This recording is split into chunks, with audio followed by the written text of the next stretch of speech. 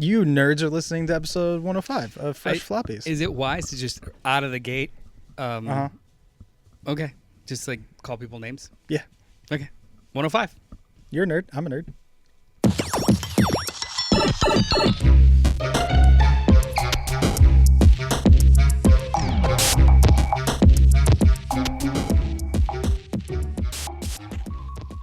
What's up to all our sidekicks and henchfolk out there in the Geek Nation? My name is Noel. I'm joined by how do you pronounce it? I just see the letters in my head. Jeremy, actually. Jeremy. Yeah, there's two R's. It's rare. And you're listening to Fresh Floppies, wherein we talk about the comics that came out this week. They're coming out today without spoilers. I mean, we could spoil, but that would defeat the purpose of you coming in and reading them yourselves. Yeah. And when I mean coming in, to your local comic shop. Like this one, where we're recording out of. Which I don't have the address memorized like JD does. It's Johnny Destructo's Hero Complex, located at 4127? It's in Philadelphia. 4147? I don't know. It's on Main Street. Hey, look, it's just JD's Hero Complex, Philadelphia, Pennsylvania. You can Google that. There it is. Yeah. It's right there. It'll give you directions. Sometimes. It'll give you information on how to contact. Crazy. He also does mail out. So even if you're not in the Philadelphia area, don't be a stranger. Yeah, this guy mails stuff out. Anyway, JD's clearly not here today, but we have a vow. A solemn vow, a mission, an edict, a commitment, mm-hmm. A calling, a pact, a blood pact. Yep. If at least two of us if at least one of us doesn't show up to do this, mm-hmm. our families will suffer. True. Yeah. Yeah. This is actually news to me, everybody. Oh yeah, you didn't. No. Why would you would not question it? We asked you to sign in blood. You just thought that was just normal? I mean, I don't know. I thought, like I said, I'm diabetic. My blood is so sweet. I thought y'all just had a sweet tooth. You didn't feel like the hair stand on the back of your neck as soon as you like. That's usually just my blood sugar dropping. Man, who'd have known that the side effects of diabetes is not knowing when you're being fleeced by a devil? Anyway, every single one of my bits is about diabetes. If you got a tune, play it. We're here to talk about comics. I guess we'll start with one of maybe the bigger comics that came out this week. I believe so, yeah. Tell me what that is. It is Justice League, the Dark Tomorrow special. It is a DC one-shot. It is from... it's Mark Guggenheim. Mark Guggenheim. Is the writer. And then... it's Mark Guggenheim and Mark Waid. We got a good old Mark issue. With art by Cian Tormey. Cian Tormey is great. Like, this is wonderful art. But, yeah, Mark Guggenheim and Mark Waid. Two Marks. Yeah. Spelled different. Wait, is one of them with a C? Yeah, one's with a C. It's the Guggenheim. Are you familiar with Mark Guggenheim? Have you ever read any of his stuff? I'm sure I have. I recognize the name. But... We read some of it later today, too. But he is an awesome writer. He was really, really popular in the early 2000s, late 90s, early 2000s, both publishers, but then went and worked on TV for a while. Oh, really? He's one of like the dudes in the writer's room during all of the heyday era of the CW shows. Really? Yeah, like he was in the Arrow writing room. I think he was in the Flash writer's room. Like, so he kept working on... So this was 2016-ish? 17? He spent I think I was in college when Green Arrow was... He spent like a decade actually like still working on superheroes, just not in comics. Yeah. And then over the last, I want to say 4 or 5 years, he keeps popping up. I think he's currently doing a Star Wars book right now, too. The Jedi Knights one. I believe you. Oh, really? Yeah. That was a pretty dope book. It's pretty good. It's very, the couple issues that I've read so far are pretty political. Yeah, so anybody reading over the last, maybe 5 years may not be familiar with his name, but he's got a pedigree. He knows these characters, and Mark Waid is, the encyclopedia of all things. And he's just doing everything DC right now. Basically. Him and Dan Mora are DC. They're the DC style. Waid and Mora are to DC currently as Hickman has been to Marvel until very recently. Basically. Like, what are the big things? I just make Hickman redo it. Yeah. So this is a one-shot. It's technically a one-shot, but it clearly has, points of continuation afterwards. Yes. This is a one-shot in the I want to say in the historic style of DC. They will have these kind of one-off stories that act as primers of events from before, as well as kind of set up the next event. Yes. And this is very much a timey-wimey one that is aligned with some big happenings in the DC universe lately. If you want,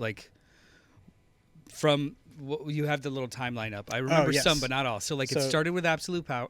So first, like let's just get this out of the way. Mm-hmm. Is this a jumping on point? I think yes, I think if you are comfortable with reading a little bit of exposition and just making sure you're keeping track of the characters on the page, which isn't hard to do. Yeah. I think it is a good jumping on point to the big events that are happening in DC right now. Yeah, and I think that's the goal of the book. So by that metric, it's a success. Yeah. Because I agree with you. Like this is it's a exposition heavy, but it's not inorganic or jarring. No, not at all. But it does kind of in a weird way recap not much of absolute power. Mostly it recaps All In. It recaps the We Are Yesterday crossover event with these time displaced heroes. And it also touches like pretty strongly on what's going on in Superman now, which is the Legion of Darkseid that will get into KO, right? I believe so, yeah. Yeah. Actually, I mean, the press release that I saw was basically leading straight from this issue, Justice League Dark Tomorrow, straight into DC KO. But that is still down the line, so it's clearly not Yeah, I think it starts in October. a step one, step two But thing. there's a couple of so I'm looking at the press release now. Yeah, so this is the indicated first chunk or first piece of DC's next event, and I will say it reads really well. I agree. I've really enjoyed, all of the mainline DC stuff this year, I've very much enjoyed reading. And all these, so for a little bit extra context, if you hear us talk about All In, that is effectively, each year DC does, I guess, an initiative. Yeah, well, I mean, they usually last for a story couple arc? of years. Initiatives are like publishing initiatives. Like Gotcha. all of our stuff is going to or a good chunk of our stuff is going to fall under this umbrella. Yeah. So like it's DC Presents All In. All In is effectively like the mainline continuity, I guess you could say, for absolutely. however long they decide to maintain it. Yeah, because even the Absolute books are technically a part of All In, Yes. yet they don't. Story points don't cross over yet. But we learn in this issue, as well as like in the press release, which is kind of sucky, but still, we learn that the inception of the Absolute universe itself, or the Absolute world, it's not a whole universe, it's just a world, has to do with what's going on here. Absolute being another line of comics in DC right now. Yeah. So even though those books, story-wise, don't touch any of this, the mere existence of those books propels this plot, which is kind of a brilliant publishing. It's pretty badass. Yeah, that's a really, really cool idea. Yeah. The idea of Darkseid blowing up and being reborn created this other world that just gestates Omega energy, dark energy. That's why the books are grittier. But yeah, this is cool. So I feel like we're talking about how good it is without talking about it. So the main conceit of this book is somebody, something, some wraiths, these Omega-looking demons, are hunting and killing off time travelers. Yeah. So we have a mysterious time traveler who will not reveal their identity due to paradoxy stuff. Yeah, the main narrator of this book is this time traveler who we come to call Legend, but he's wearing a helmet and won't reveal who he is. He or they, because they mess with correct. pronouns once, and it's just like, wait, is that a woman underneath there? Or is that a there's one bit of dialogue where they're talking about Marilyn Moon Knight, and the narrator says, "Don't blame a girl for wishing." True. And I'm like, wait, are they referring to themselves? Because everyone else in the story refers to them as a he, right? And they don't correct them. Yeah. So I'm like, okay, so it opens it up as to who or this could be. But it's these time displaced heroes are being recruited by this other larger time traveler to go and try and save the time travelers that are being hunted. And this ragtag group, are you familiar with any of these people other than Batman Beyond? I am familiar with Marilyn Moonlight because she That's showed up in Superman. Yeah. You're not a big fan of Jonah Hex? I've definitely heard the name. I don't know anything about them. It is a weird team. It's like Jonah Hex, Gold Beetle, Huntress, Amazing right? Man. It's definitely like old timey, all over the map, which is pretty fun actually. Yeah. And if anybody watched the Legends of Tomorrow show on CW, it's very that coded also, which was written by Mark Guggenheim, so that tracks. Oh, they have the Wave Rider ship and a bunch of other stuff. Yeah, this is a really fun book. While I was reading this reminded me of, for the old heads, Countdown to Infinite Crisis, which was a one-shot by Jeff Johns that was exactly like this. It was like an event primer getting into that, like opens up the road to the next event, which was Infinite Crisis. But it was a standalone story of Blue Beetle discovering something, trying to get everyone else in the Justice League on the trail. For various reasons they couldn't. He followed the lead himself, and then it ends shockingly, and we go from there. And that's kind of how this runs. This is an echo of history in so much as this is DC's bag. They do these really cool one-shots that recap and then lead in, and I think it's really well done for that. I think DC does a noticeably better job with guiding people through events than Marvel does, in my humble opinion. No, that's pretty damn fair. And you know what, too? They do a better job at reprinting them, too. That's also very true. A DC event omnibus is, for better or worse, mapped and reprinted in chronological order. Right. Meaning that I think it was the Flashpoint omnibus, which used to be over there. I'm not looking at it anymore. It's like 1,500 pages. It's huge. Mm-hmm. But like issue 1, and there's like 400 pages of extra material between issues like 3 and 4 of Flashpoint, because all of the tie-ins kind of happen in there. So as a reading experience, it's more holistic, but it also is like if you're not digging a miniseries, you have to power through it. But still, that's better than the alternative of just chunks of books and not mapped in chronological order, and something gets revealed a couple hundred pages before the other thing. So like, yeah, I do agree. I appreciate how DC does their larger runs more so than Marvel. Yeah. Good stuff. So what would you rate this? Oh, I would rate it fresh AF, I think. I think it's pretty damn fresh. Yeah. Yeah. And I think it's a great point where if someone right now wants to get into DC, especially with all the hype around Superman and stuff right now, if you want to start getting into comics and DC as a whole, this is a great one to pick up at your local shop, and then it can lead you right into the next event and mainline comic series. I completely agree. This is between this and last week's Superman 28. Yeah. Honestly, those two books are the only thing you need if you were ever even wondering about like what's going on at DC right now. Yeah. They have like full recap. This is wonderful. And there's also some teasers in the back of another series that I'm interested in. This Cheshire and Cheetah.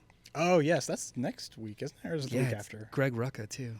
There's also this, what is this? Immortal Legend Batman preview? Yeah, anime Batman.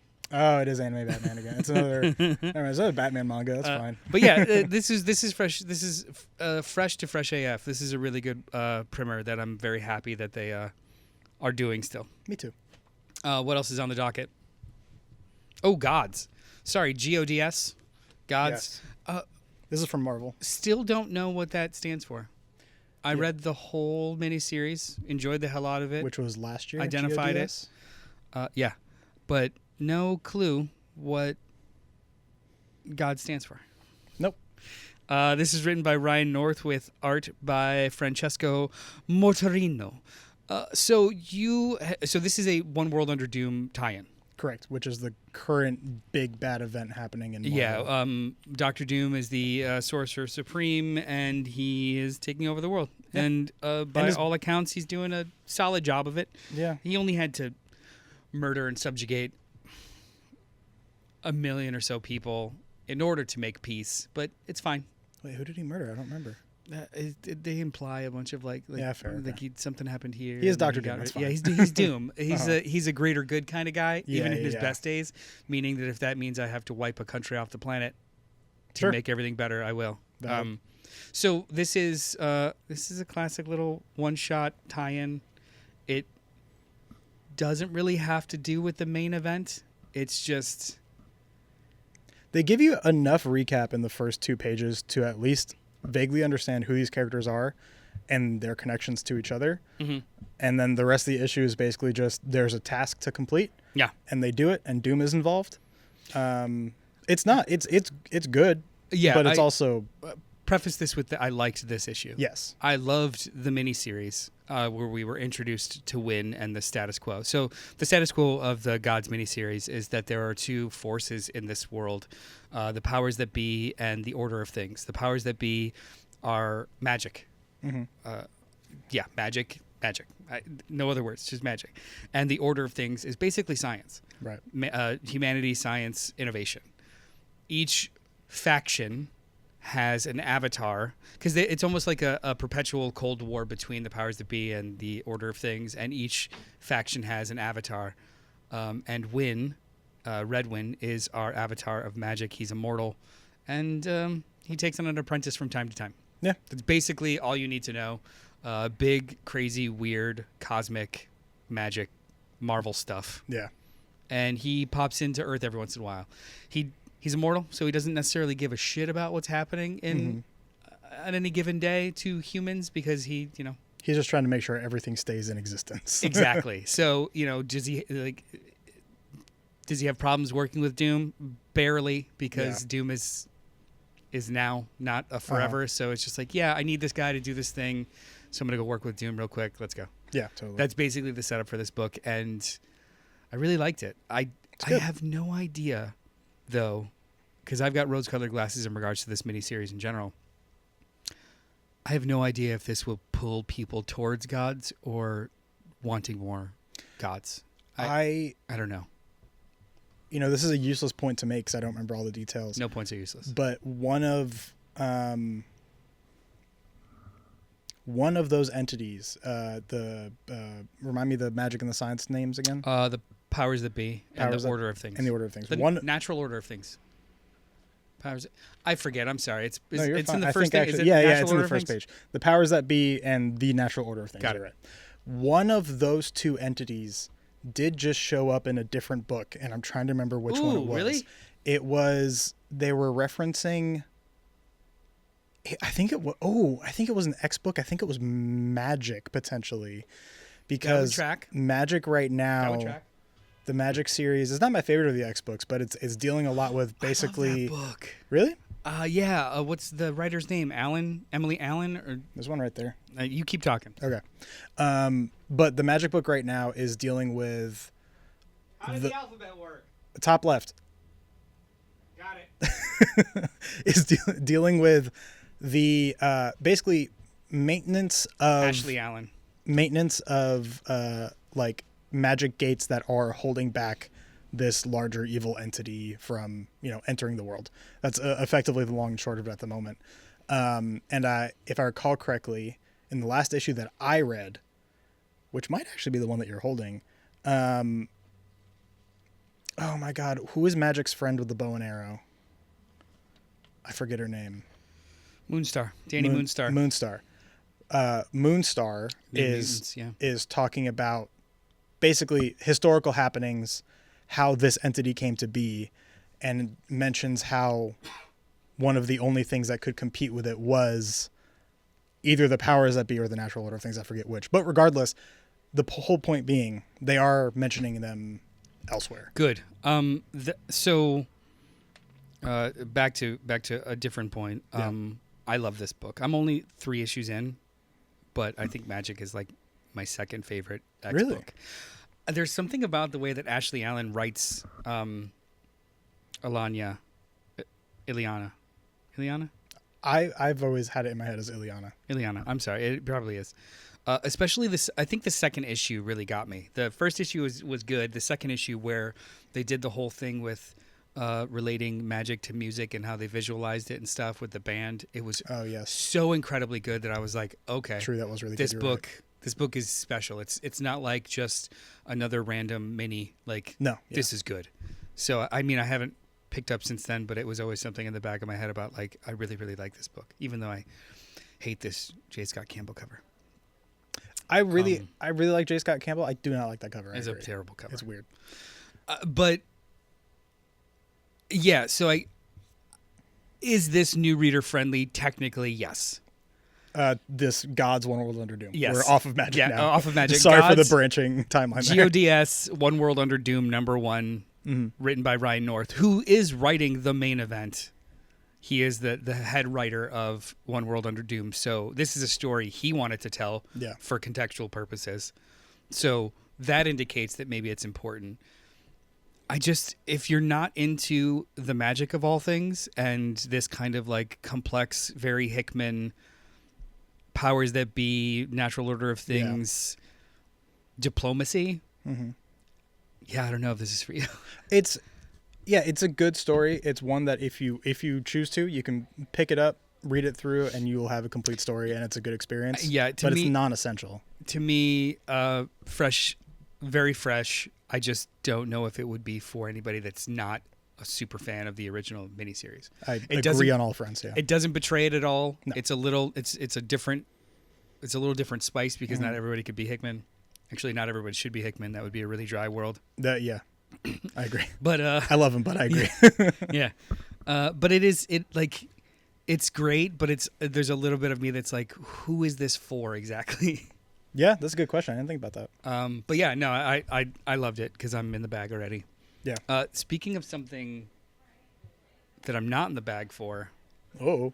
Speed Racer #1 by Mad Cave Studios, written by David Pepose with art by David Tinto and Rex Locus and Buddy Boudoin. Do you have nothing. an affiliation? I got nothing. No affection for Speed Racer as an IP or larger. Nothing. No. You've never you just know it exists. Like I saw it in the corner of my eye in a candy wrapper once. Like no offense, I think I'm too young for Speed Racer. I think I'm too young for Speed Racer too. Really? Why would I take offense to that? Oh, okay. I have no context for when Speed Racer happened. I just know that it was not on TV next to Teen Titans, so I don't know. Fact check me. It's not like we got computers here. I don't know. 60s, 70s. It was originally a cartoon, right? I'm checking now. I don't know. Was Speed Racer my only 67. 67? Cool. Yeah. My only avenue into Speed Racer was the movie from like 20 years ago. The Wachowskis movie. I don't even recall that existing. I'm going to hot take. It's a fucking masterpiece. Oh. It's so good. Okay. I love that movie so much for so many reasons. Probably essays could be written about like how it was just it was like 15 years too early. If that movie came out today, people would be worshiping it. Yeah, I mean it predated. I think it predates like the Marvel universe in its current form. How large, like big crazy storytelling before Iron Man 1 kind of thing. It was because I think that's when I don't remember MCU the date. technically kicked off. But anyway, I think it came out afterwards. But either way, it is a live action cartoon, and it's very, very good. But so JD had messaged me. He was like, "I know you love that movie. I thought you'd be into the Speed Racer book," and I was like, "I don't know anything about Speed Racer other than the movie, but sure, I'll read it." This book is fine. It's fine. It's well done. It is not janky. It is not poorly written. The art is serviceable.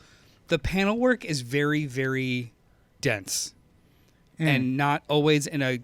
So it's car racing. That's something that's very difficult to pull off in static panels. So your panel work has to be a little bit more intense to kind of like articulate that constant perpetual motion, like moving from panel to panel to panel to panel, side panels, different ones, different shapes. It's supposed to kind of give a speed to it. Sometimes it works, sometimes it's busy, but it's overall well done. I have a question. Yeah. Is Speed Racer his first and last name? Yeah, it's the Racer family. That's wild. His name is Speed. Yeah, so, okay. Let's set up context. Pops Racer has a racing team. His first name is Pops. Yeah. Crazy. I love it. I mean, that's the only way I know him. It very much did come from an anime. He has, his name is Pops. He builds race cars. He's the best in the biz. His oldest son, Rex, is a driver. His middle son, Speed, wants to be a driver. And the other one is a pain in the ass. I forget his name. Sure. Rex gets killed during a race, and he falls apart. The family falls apart. He doesn't allow Speed to race, even though Speed is arguably a better driver than Rex ever was. And then that just creates friction. Just like the classic, good old this is for your own familial good type friction. Thing. Yeah. And spoiler alert for a property that's been around for 60 years, Rex isn't dead. Well, I was going to read it, but then you ruined it for Rex me. is Racer X. Rex is Racer X. At least in other versions of the story, this Racer X that shows up at the end, this vigilante that's trying to clean up racing, is actually Rex in disguise.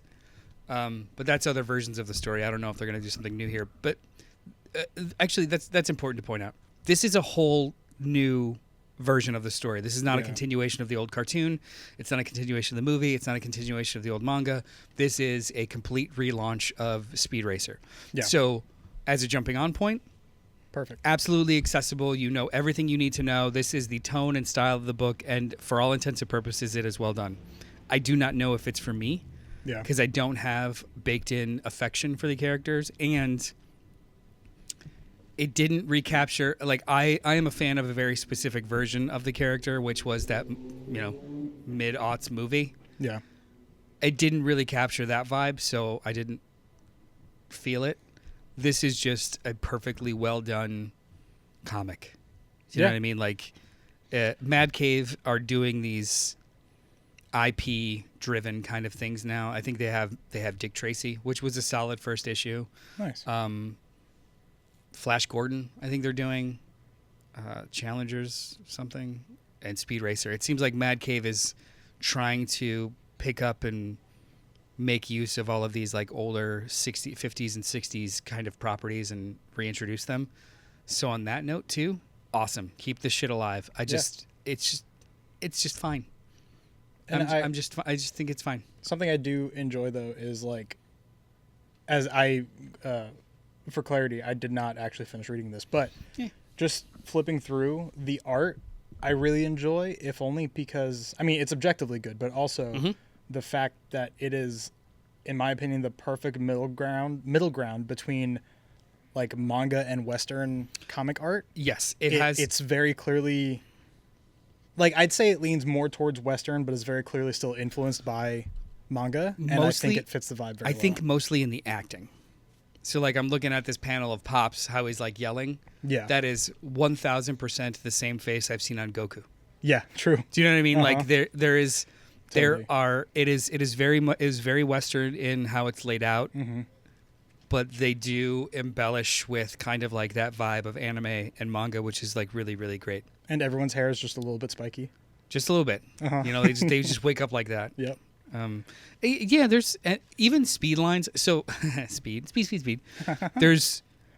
There is a habit to overuse speed lines in a lot of comics that try in this vibe, and here I think they're used incredibly well.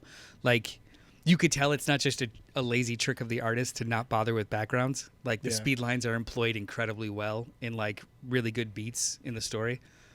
It's also along with a noticeable blur of the like background and stuff. Yeah. So, excuse me. So if we're focused on a car, it's not just speed lines. It's actually a blur of the background, which like the whole thing feels like it's in motion. It's very there is care put into this book. You could tell that the creators are really enjoying what they're doing, which goes a long way.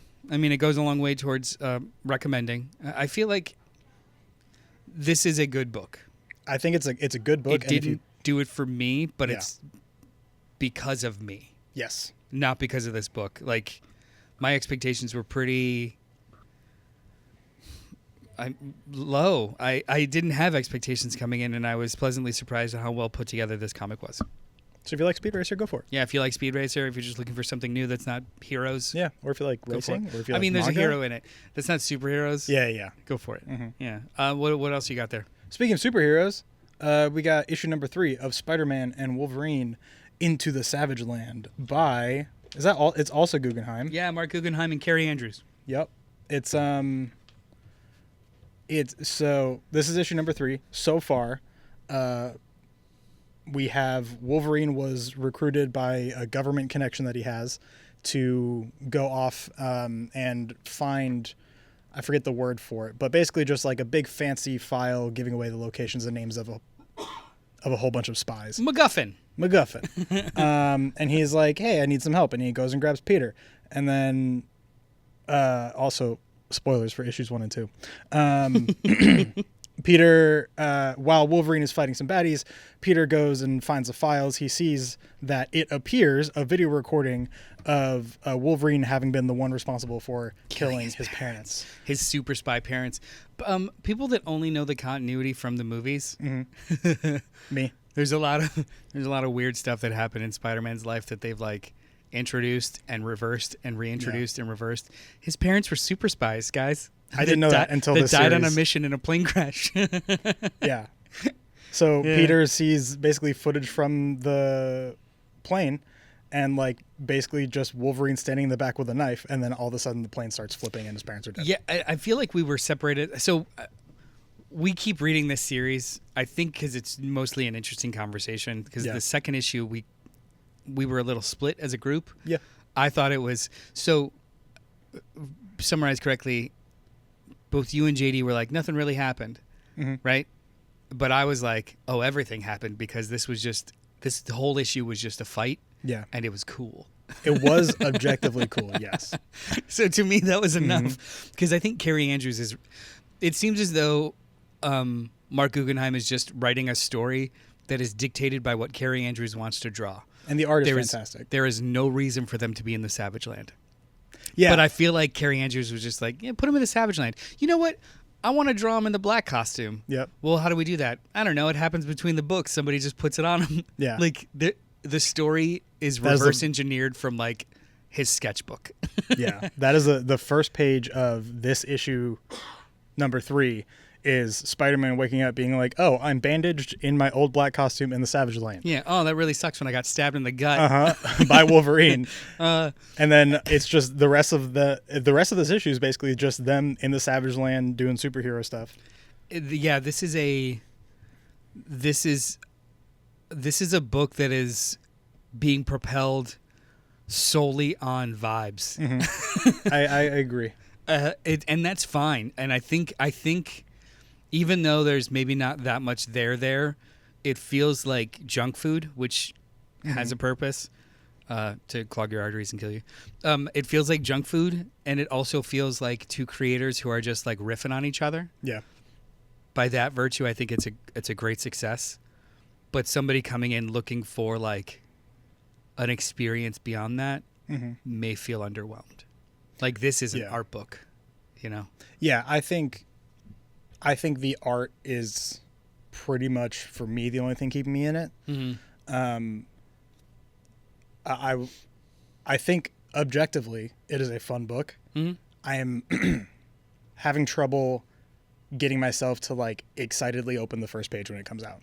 It's just not the one I'm looking forward to. It's not one that I strongly care about, but I don't regret reading it. I just have other stuff I want to read first. You're more of a story guy, right? Yeah. Yeah, me too. If issue 2, for instance, if the art wasn't as good as it was, and not even the art as good as it was, the panel layout as good as it was. Like, Carrie Andrews was doing some like weird flippy camera stuff that was like mixing the past and the present at the same time, and it was just really, really cool. If it wasn't that good, I know my takeaway from issue 2 would have been that I'm bored because you're not propelling the plot. Yeah, right. This issue is kind of the same. They're only barely propelling the plot, but it's so fun with the art that I'm like, okay, I'm in it for another one. It's like this book only keeps interesting me in the next issue, not where is this all going?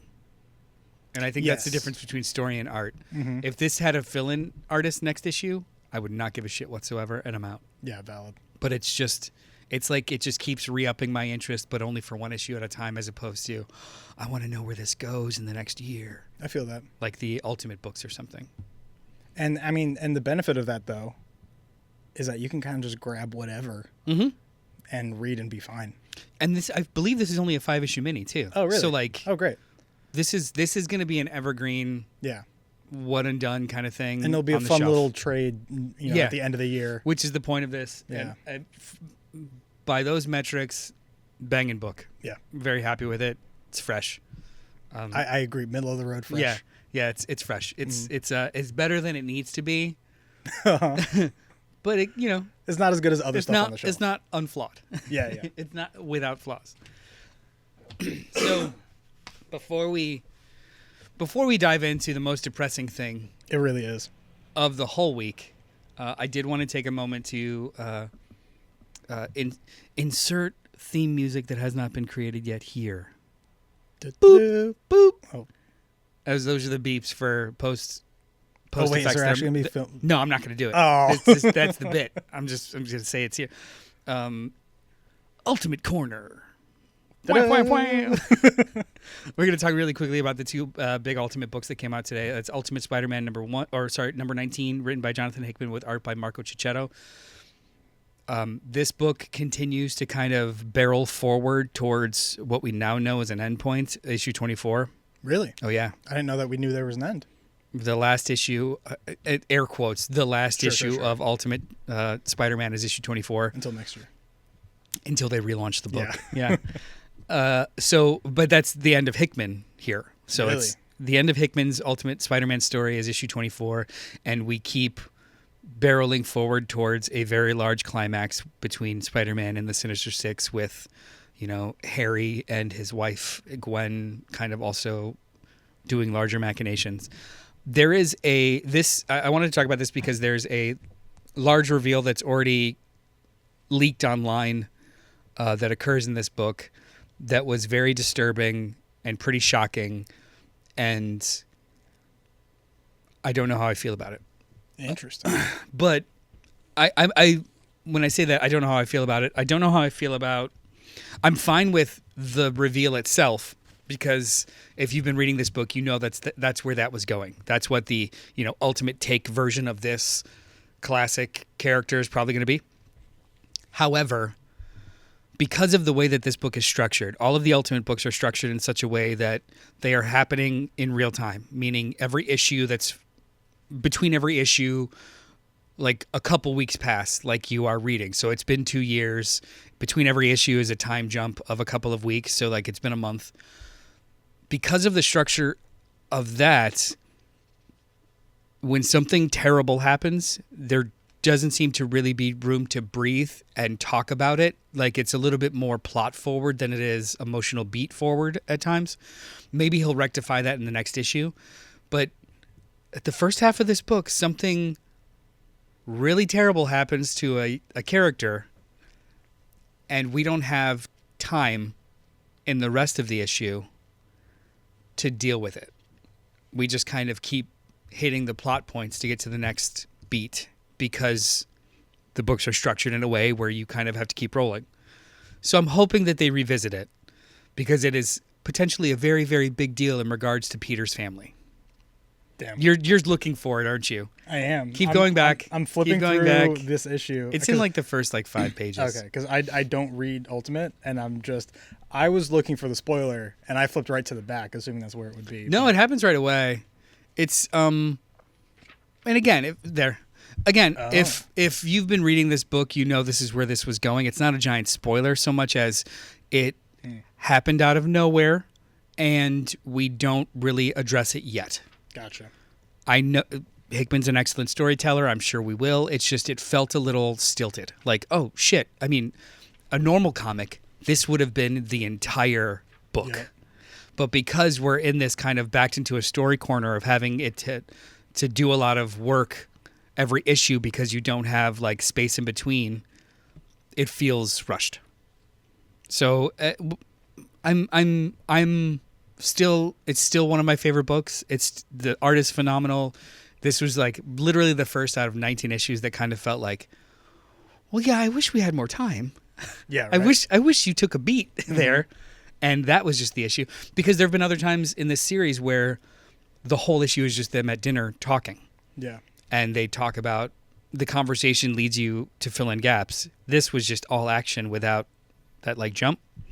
So, but it was, fresh AF, nitpicky. It's good though. Yeah. And then the other one is The Ultimates number 14, written by Dennis Camp with art by Juan Frigeri. The Ultimates. The Ultimates. This also keeps escalating in a really fun way, and we are introduced to a couple of classic, ultimate versions of some classic Avengers Nice. in here, and there is a big surprise character that kind of shows up in the first half of this book also that I was not expecting, especially considering how the Ultimate Universe is kind of factioning off mutants, Avengers, Spider-Man. Do you know what I mean? Like the way that they're dealing with mutants in the Ultimate Universe is very different over in the Ultimate X-Men book. Is it? And this is the first time. Yeah, it is. It's Nice. weird. They're focusing. It's a very. Is it interesting weird? Or Yeah, I believe so. Like I'm only I've only read like 6 or 7 issues of Ultimate X-Men, and I've only read like 3 or 4 issues of Ultimate Wolverine, but the mutants themselves are kind of relegated to Eurasia. And like have, the Makers faction kind of happening over there. Gotcha. And then there's some that are popping up in Asia themselves and all kinds of other crazy stuff. And they're kind of separate. Mm-hmm. Like they're happening over there and you don't really see much of it in the, whatever they're calling the United States and North America in Sure, the Makers yeah. world. I don't remember the actual right, that's factions names. But they don't seem to ever cross over to the other books. And here we're starting to see that kind of trickle in, like there are mutants in America that I didn't know about because it's not part of the story until now, and vice versa. Is there a primary group of characters that the Ultimates focuses on? Because I honestly have no idea. The Ultimates is less of a team and more of a network in this book. Okay. So it's an ever-growing roster of like 12 or 13. And Gotcha. also in continuity, they're an insurgency. So like they've created an app. They go and to rallies. They're noted as terrorists in this universe. Against the Maker, I assume. Against the Maker and his, world factions that are controlling everything from media Gotcha. to, so it's very much an underdog insurgency kind of thing. So in order to combat that, they create a network of affiliated heroes more so than, a team of 7.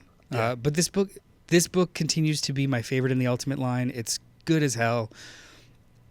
That same plot contrivance or that same structure that I was having trouble with in this issue of Spider-Man benefits the story here in Ultimates because the way that Dennis Camp writes this book, he writes it in these very condensed chunks that are very meaty. So every issue feels like a meal itself, and you have that breathing room between issues to like jump into the next adventure, and it doesn't feel as jilted. It's very cool. Like Nice. Captain America hasn't been in for like 4 issues because he was doing his own thing. He shows up here and he literally says like the last 17 weeks we've been doing this. Like there's ways that they work around it that's really good. I love that. That's dope. This is a wonderful book. Both fresh AF and now that we know we're kind of in the end game of the Ultimate Universe right now, they're picking up speed in fun ways. Would you compare Marvel's Ultimate Universe to DC's Absolute in the sense that they're just all good, or do you think there's like some essential Ultimate Universe stuff and others that aren't so much? This is just my own curiosity. We didn't prepare for this question. There is only one that I'm not reading, Yeah. Okay. and it's X-Men. Fair. Because How dare I'm not a giant fan of. I love Peach Momoko, but I'm not a giant fan of anime and manga. I'm not a giant fan of manga. Yeah. It is a manga book. Gotcha. Okay. The way it's structured, the way the story's told, it's very YA forward, which a lot of people are loving. But I was more interested in the overly complex ultimates and the machinations of the larger world. The X-Men book is very, very hyper focused on just like a small group in Eurasia. Fair. And it wasn't vibing with me. Ultimate Black Panther is awesome. Hell yeah. Absolutely awesome that no one seems to be talking about. But it also is separated. Okay. Like it's just in Africa. It's just Wakanda trying to like figure out how to either open up or close themselves in. And it's doing this really crazy shit with vibranium, which is cool. Like I don't know if these are considered spoilers because it was like literally 6 months ago. Yeah, but I would say go for it. Personally. vibranium itself has a consciousness in this universe. Wild. And they not only didn't know that, but it was starting to infect T'Challa in a way. So they got the Sorcerer Supreme of the Ultimate Universe, who's a different character altogether, to basically exorcise the vibranium, and it became sentient itself. So they are literally combating the avatar of vibranium. That's wild. In this, it's a very weird, wild, big book. It's different. It's fun. Yeah. That feels more like an absolute book. Gotcha. In so much as like it's kind of doing its own thing. Like it's keeping the absolute books to me are keeping true to like the main core of a character, but then changing everything else more so than any other Ultimate book. Ultimate Black Panther feels like an absolute book where it could be its own thing, not connected to this world and doing like really crazy stuff. That's a good book. Hell yeah. Thanks. But speaking of happiness, let's not be. The War, #1, written by Garth Ennis with art by Becky Cloonan and Tamara Bonvillain. From Boom Studios. This is a reprint. Did you know that? I did not. This is a reprint. Yes. So this story was originally in Hello Darkness, that anthology book that they did. Oh, right. In 10-page chunks over the whole 6 issues of the first phase of Darkness. Hello Darkness. When we reviewed that first book, which I don't think you were on the show yet. No. Both JD and I were like, this is solid. I'm not a giant anthology fan. Yeah. Like, oh, this is solid. And I think both of our takeaways was, yeah, I'd keep reading, but really I would just keep reading for that Garth Ennis story at the end because that was unsettling. I want to know what happens there. I think the universe heard us. Yeah. And Boom Studios was like, hey, let's just reprint that Garth Ennis John in the back. And that's what this is. It is. So it will be 2 issues. Gotcha, 2 full issues because it was 6 chapters, 10 pages each. So we've got 2 30-page issues for this, which won't even be it's like more of a novella. It won't even be enough for a full graphic novel. Yeah. So I would say pick these up in issues if you're interested. Absolutely. So how did you feel? Do you want to recap the setup? Yeah, sure. I mean, the first like page or two, it's very clearly like current day, modern world, normal, everyday, whatever. A bunch of people talking about, if I recall correctly, the Ukraine-Russian war. A version of the Ukraine-Russian conflict, A version of it. Yeah, to be clear, this isn't like, one-to-one our world, but it is, a representation of such. It's a bunch of bohemian-adjacent mid-30-somethings having intellectual, drunken conversations about the nature of war and diplomacy. And it's a bunch of left-leaning New Yorkers. Basically. Non-derogatory. No, they code that way. It's like, one person saying it's gonna escalate to forever. And, basically we all have left-leaning friends, if not left-leaning ourselves. There's always one or two that are hyperbolic in their fear. Yes. And then there's always somebody that combats that with nonchalance in their, hey, it's all wrong, but it's going to work out because 2 people in a room. Yeah. So you've got that dynamic for the first 5 issues, Someone 5 pages. Who's trying to be painfully logical about everything. So yeah, I mean, basically, it is a group of friends existing in the backdrop or with a backdrop of potential nuclear war. Yeah. And I honestly don't want to say anything else because that starts to get into spoilers, in my opinion. Yeah, I don't know. You know what, I will. So because this was reprinted in chunks together here, I think it's safe for us to spoil the end of the first act, which is the end of the first 10 pages, chapter 1. It basically ends with somebody being texted late at night and informing their spouse that London's gone. Yes. So it escalated to, in Europe, bombs were dropped. Yeah. And then things transpire from there. I think there's a time jump after that of like a week of, well, now what? What happens after a nuclear power drops a bomb on another nuclear power? Where do we go from there? Like, and it's done in such a frank, almost cold, analytical way Mm-hmm. that it becomes wildly unsettling. It is, yeah. I think that's the worst and best part of this book is it is so uncomfortable how accurate it feels. Yeah. In the sense that in the face of tragedy, we are forced to continue our day to day. Yeah. Because we don't have another option. Yeah. There's almost a ambivalence that permeates this book. Yeah. And Garth Ennis captures it really, really well. He's the master at fucked up stories. But there's no histrionic version in here. There's no histrionic character of just like, what is it? The outbursts that people have in this book are natural and organic versus, escalating the terror. It's like he's smart enough to know, both these creators are smart enough to know that they don't have to escalate the terror. The terror is just in every single conversation. Yeah. This is a good book. It's so, oh man. This is a good book. I hate it. I'm gonna pick up issue 2. I'm gonna read this. Yeah. This is it feels necessary, but also it's scary. This is a good book. Yeah, I think it's a book that I would very highly recommend. Like nothing that we say I think is an endeavor to drive you away from it. More so an endeavor to prepare you for it. Yeah, this is if I gun to my head, this is my pick of the week. This is my favorite thing I read this week. Yeah, you know what? I agree. I knew it was gonna be. I had a feeling it would be special in a way, because I did read those first 10 pages forever ago. Yeah. I don't think I was prepared for how hard it goes.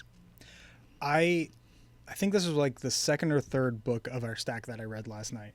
And once I put it down, I felt like, 5 hours had passed. It is the best story in a comic book that I have read in months personally. Yeah, this is really good shit. Really good stuff. Really yeah, so that's War Number 1 by Boom Studios, written by Garth Ennis with art by Becky Cloonan and Tamara Bonvillain. It is only $4.99. Get it. And I don't know just pick it up and ask for it. Which one of our covers is a variant? Because mine is badass. This is the variant. It's black and white with Gotcha. a skeleton doing a selfie. My main cover is it's pretty much all red, but it's one of those really cool like matte cardstocks with a fun little gloss effect. Is that one also $5.99? $4.99 or is it $5.99 because it's glossy stock?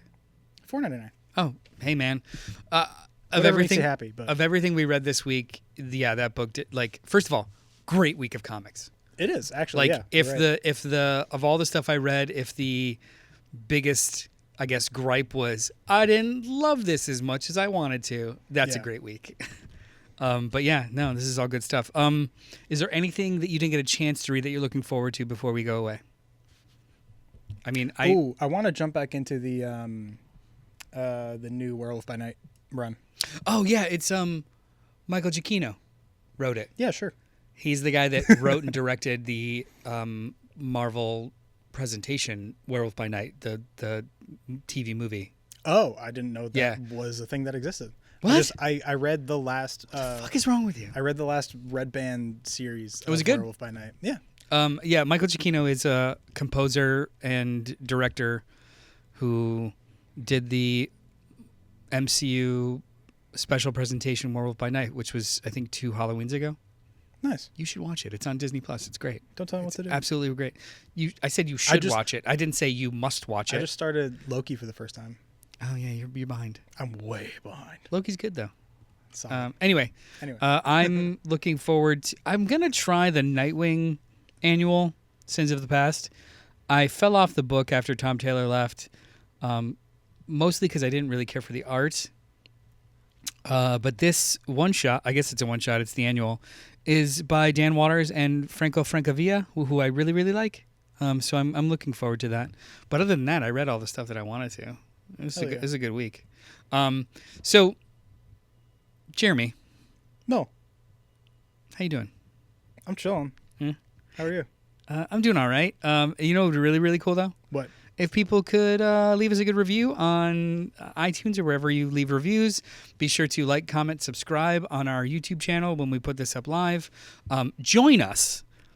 Every Wednesday night, 8 p.m. Eastern Standard Time for our live show where we will be talking about all things pop culture fun. This week, we're going to be talking about the biggest movie of the summer, or second biggest movie at the box office right now, which is Fantastic Four, Marvel Universe's Fantastic Four, and a bunch of other stuff that we've been up to. Last week, we talked about something else. I completely forgot what it was. I don't know. I wasn't invited. I'm not there. I wasn't there either. Was it I Know What You Did Last Summer? That sounds right. I think it was like I Know What You Did Last Summer. Yeah. I Know What You Did Last Summer 2025. Not to be confused with I Know What You Did Last Summer 2006, 2008. I don't know what time. Oh. Whatever. Yes, so join us. Like, comment, subscribe. Let us know what you're up to. Please email us at cultpopgo@gmail.com if you have any questions, comments, concerns, or things that are coming out that you'd like us to read and review. Yeah. Other than that. Or tell us you hate us, because that's kind of fun, too. If you tell us you hate us, just sign it. Yeah. Also, just give us your address. If you're going to leave a bad review, do it. Go for it. Yeah. But, throw a like also. Get in there. Yeah. We made you feel something. Yeah. Engagement's engagement. Yeah. Let's go.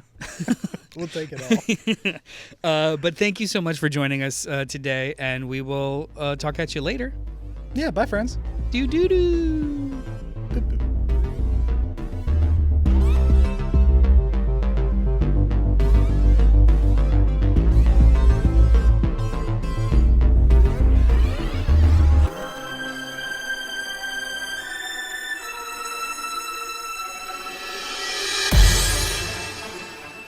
Thank you for listening to the Cult Pop Network, home to podcasts, live shows, and a whole lot of fun stuff for every flavor of fan. Follow us wherever you find your favorite podcasts, and be sure to join us live every Wednesday night at youtube.com/CultPopGo at 8 p.m. Eastern. While you're there, be sure to subscribe to the channel and hit the bell icon so you'll know when we drop new Thunder Rounds and episodes of Fresh Floppies, a spoiler-free show about single-issue comics released each week. Until then, we'll talk at you later.